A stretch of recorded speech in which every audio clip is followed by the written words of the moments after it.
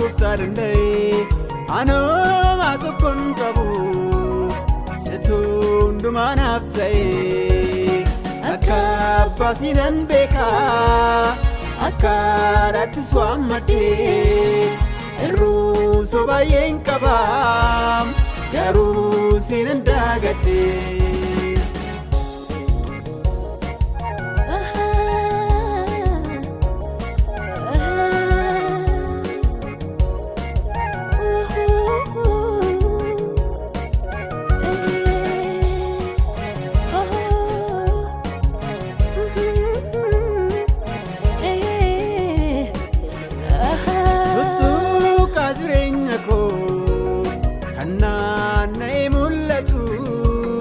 Keessi koos nagaa dhabaa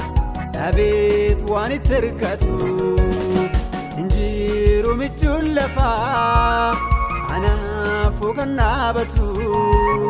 ulfaadhu gooftaanaaf maaloo si nagaadhatu gatii gochaa kee kana hin baasu beekaa gooftaa danda'e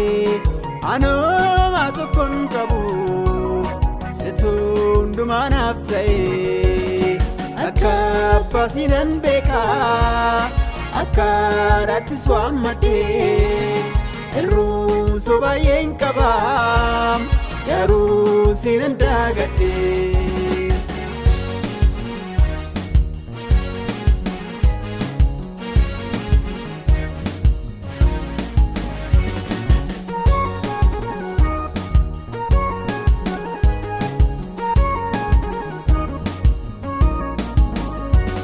Keessi koos nagaan qabu alli koos akkasuma dubbaadheen nageessisu gooftaa kwaan akka namaa kwaan dadhabaadha ulaagaa namaan qabu garuu sinna yaadatee sin gaalanna qaqqabu gatii gochaa kee kana beekaa gooftaa danda'e anuma tokkoon qabu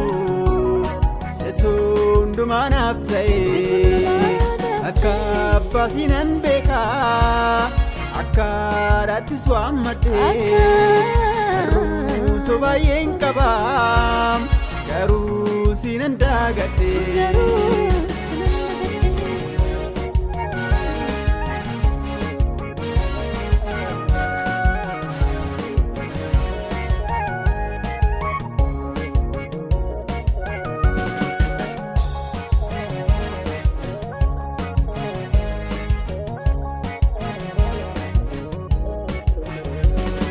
Ariifadhee deemuudhaaf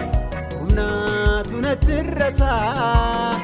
ulaagaa hedduun dhabee waan baay'een natti hir'ata kan koo si biraa malee gooftaa lafarraan jiru odaa koodhu waan gootu utuun sitti marmaru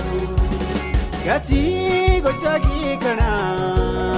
hin baasu beekaa gooftaa danda'e anuma tokkoon qabu situ hundumaa naaf ta'e akka abbaa siinan beeka akka haadhaattis waammadhee irruu sobaayeen qaba garuu siinan daagadhe.